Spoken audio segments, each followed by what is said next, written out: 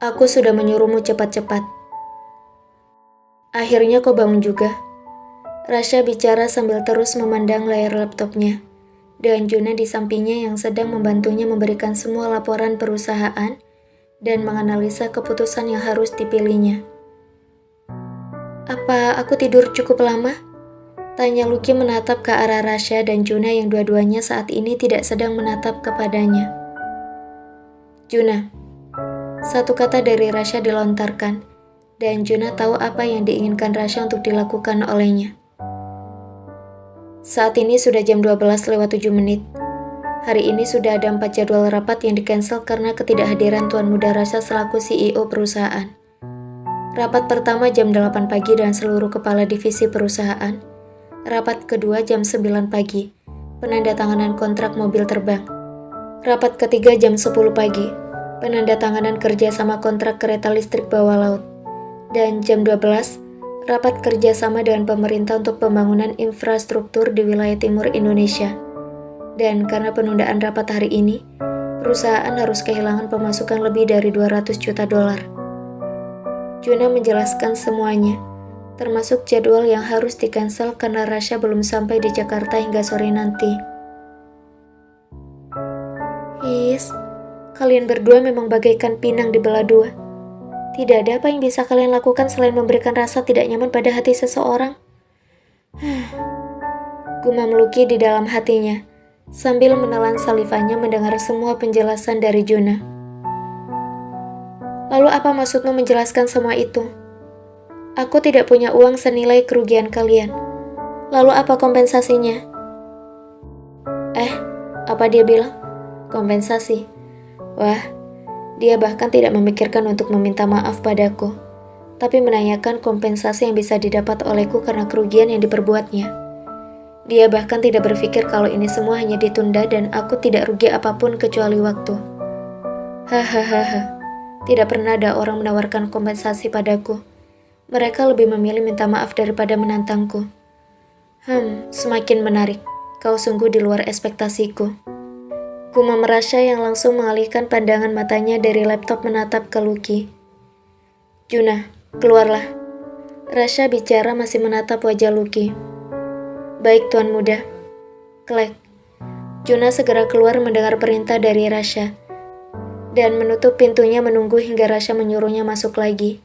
Lalu Rasha berjalan mendekat kepada Lucky yang masih berada di tempat tidur. Apa kompensasi yang mau kau tawarkan padaku?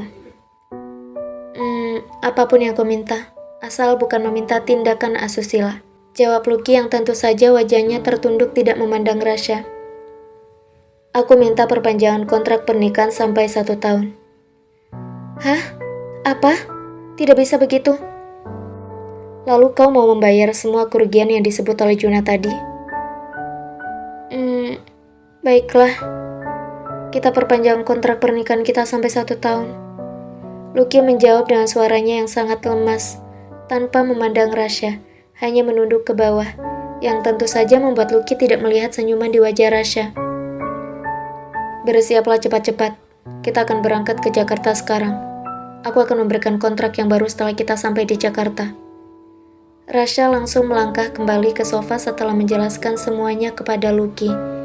Dan Lucky tidak membuang waktu lagi, langsung ke kamar mandi segera bersiap diri untuk kembali ke Jakarta. Kau menggali kuburanmu sendiri, Lucky Ananda. Harusnya kau memasang alarm tepat di samping telingamu, sehingga kau tidak kesiangan. Tapi tadi malam aku sudah mengantuk sekali. Bagaimana aku bisa mengingat alarm? Tanganku juga pegal sekali. Manusia itu. Sekarang dia memperpanjang masa penahananku hingga 1 tahun. Dari mana aku bisa dapat 200 juta dolar? Kenapa perusahaannya memiliki profit besar sekali sih? Ayah, kenapa hidupku seperti ini sekarang? Aku merindukanmu, Ayah. Lucky merenggut di dalam kamar mandi sambil membilas tubuhnya di bawah shower. Lucky bahkan melupakan peringatan Rasha untuk bersiap cepat-cepat. Lucky sudah hampir 1 jam ngedumel di bawah pancuran shower. Klek. Apa yang kau lakukan? Keluar dari kamar mandi sekarang. Aku tidak memakai apa-apa. Jantung Lucky berdegup kencang ketika Rasha yang masuk ke dalam kamar mandi di saat tubuh Lucky masih diguyur air hangat dari shower. Dan tentu saja, tidak mungkin Lucky berlari kemanapun saat ini, selain membalikkan tubuhnya sehingga bagian depannya tidak dilihat oleh Rasha. Walaupun bagian belakangnya yang polos tetap terlihat semuanya di mata Rasha, walau hanya sepintas lalu Rasha menatapnya. Aku sudah menyuruhmu bersiap cepat-cepat. Aku juga harus mandi, dan harus kembali ke kantorku. Tapi kau lama sekali, jawab Rasha santai, sambil menyikat giginya di depan wastafel, seakan tidak ada sesuatu yang mengusiknya. His, tolong ambilkan aku handuk, teriak Lucky.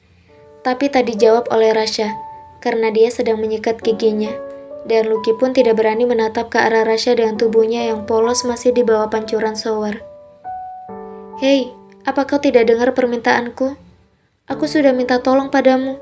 Aku minta handukku. Rasha tetap tidak menjawab pertanyaan Lucky, dan masih sibuk berkumur. Lalu kemudian membuka jubah mandinya untuk membilas tubuhnya di bawah shower. Hah? Lucky kaget ketika tubuh Rasha sudah ada di belakang tubuhnya. Walaupun tidak menyentuh Lucky, Rasha hanya berdiri di belakangnya, membiarkan tubuhnya dibasahi oleh air yang mengalir dari shower yang sama, yang memancurkan air di atas tubuh Lucky. Kau mau kemana? Lepaskan tanganku, aku mau memakai pakaianku. Lucky tidak membalikkan tubuhnya, hanya berusaha kabur dari Rasha dengan tetap memposisikan badannya membelakangi Rasha. Tapi Rasha menarik tangannya, hingga Lucky membalikkan tubuh Lucky, tidak lagi membelakangi tubuh Rasha. Kau sudah ada di sini, bagaimana bisa kau pergi? Bantu aku sikatkan punggungku. Aku tidak mau, lepaskan tanganmu. Aku mau memakai pakaianku. Lucky masih bersikeras mencoba untuk melepaskan tangannya dari tangan Rasha yang memegang tangan Lucky cukup kencang. Gosokkan punggungku, dan aku akan memberikan sertifikat rumahmu yang sudah dibeli ulang oleh perusahaanku. Apa kau serius dengan yang kau katakan? Aku tidak pernah berbohong mengenai sebuah perjanjian. Rasha memang menyuruh Juna untuk masuk ke dalam kamar setelah Juna menyelesaikan urusan bank rumah peninggalan ayah Lucky. Sebelum Rasha menyuruh, Juna memang sudah mencari tahu siapa Lucky, sehingga mudah untuk Juna mendapatkan kembali rumah peninggalan ayah Lucky. 1,1 juta dolar telah dibayarkan oleh Rasha, tanpa mengganggu uang yang telah diberikan kepada Lucky. Rasha cukup dermawan kali ini. Di hati kecilnya, Rasha juga bingung kenapa dia bisa melakukan itu. Padahal biasanya dia sangatlah perhitungan untuk urusan bisnis. Baiklah, aku akan menggosokkan punggungmu. Tapi lepaskan tanganku dulu. Aku ingin memakai jubah mandiku. Begitu saja. Aku sudah katakan padamu, aku tidak akan tertarik pada tubuhmu. Kecuali kalau kau memang tertarik pada tubuhku. Lalu Rasha bergerak mendorong tubuh Lucky ke tembok kamar mandi, dan menatap wajah Lucky dengan tubuh mereka yang hampir berhimpitan. Kenapa kau tidak mau menggosokkan tubuhku sekarang? Apa kau tertarik dengan tubuhku? Sehingga kau khawatir tidak bisa mengendalikan dirimu sendiri?